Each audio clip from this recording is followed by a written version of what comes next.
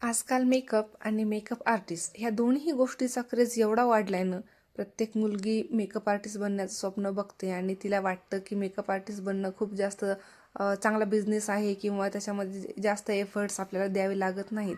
मस्त मेकअप करायचा आणि पैसे घ्यायचे, काम संपलं. पण मेकअपच्या नंतर जो मेस असतो ना, जी मेहनत असते ती तुम्हाला आजच्या व्हिडिओमध्ये मी दाखवते. तर सगळ्यात अगोदर पार्लरला पोहोचले. त्याच्यानंतर फर्स्ट हेअरस्टाईल आणि त्यांचा मेकअप केला होता, पण त्यांचा व्हिडिओ शूट करण्यात आला नाही.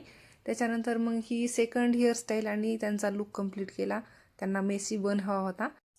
आतापर्यंत तर सगळं ठीक होतं, पण आता इथून पुढचं काय हे बघा तुम्ही. किती पसारा झालेला आहे पार्लरचा आणि प्रोडक्ट जिकडे तिकडे पडलेले असतात. तुम्हाला एक जरी मेकअप करायचा असला ना, तरी एवढाच पसारा काढावा लागतो, एवढेच ब्रश यूज करावे लागतात, तेवढेच प्रोडक्ट यूज करावे लागतात. आणि एक मेकअप करा किंवा 2 मेकअप करा, तुम्हाला त्याच्यानंतर अर्धा तासाच्या वर तुमची वॅनिटी पॅक करायला लागतोच. तर चला तर मग आता बघूया आपल्या कालच्या कटिंगचा रिझल्ट. तर हिच्या केसांमध्ये खूप जास्त स्प्लिट एंड्स झाले होते, तर ते पूर्ण कट करायचे होते आणि तिला लेअर पण हव्या होत्या तिच्या केसांमध्ये.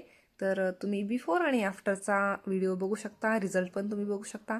आणि तुम्हाला जर असाच मेकअप आणि अशी कटिंग करायची असेल तर एकदा ड्रीम लुक ब्युटी पार्लर परभणीला नक्की व्हिजिट करा. थँक्यू. बाय.